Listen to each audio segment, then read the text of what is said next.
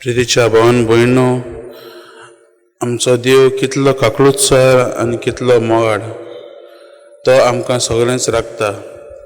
आनी आमी देवाचेरूच आमचो आख्खें जिवीत देवाचेरूच आदारून दवरूंक गरजेचें.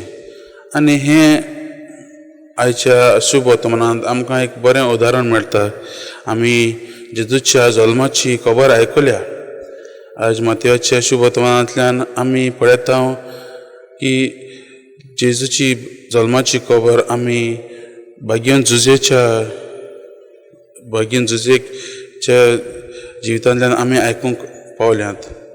आनी आमी पळयता मोगाच्या भावान भयणो, देवाचे काळार तांचे एक परंपरा म्हणजे आनी आतांच्या काळार एक परंपरा म्हणजे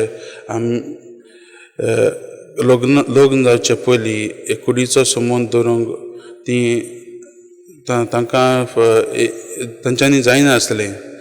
पूण मारिया आनी जुजे, मारिया लग्न जावचे आदींच ती गर्वीस आसता. आनी आमी जाणात ती काणी.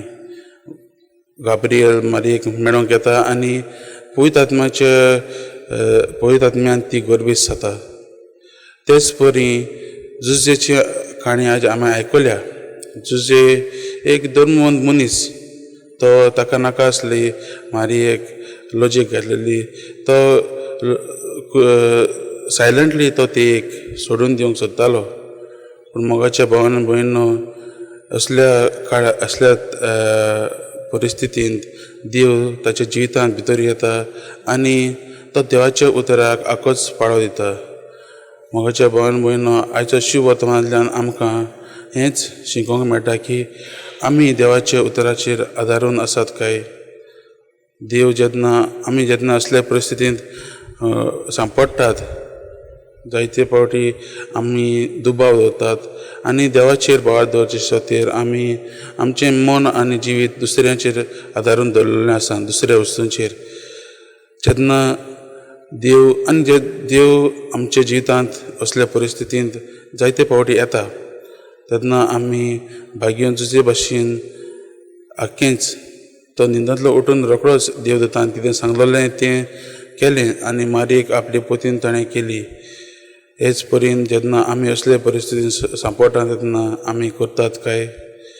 आमी क्रिस्तियनाच्या काळांत आसात म्हणटकीर आमी आमचें जिवीत देवाचेर आदारून दवरूंक आयचो शुभ वर्तमान आमकां आपयता.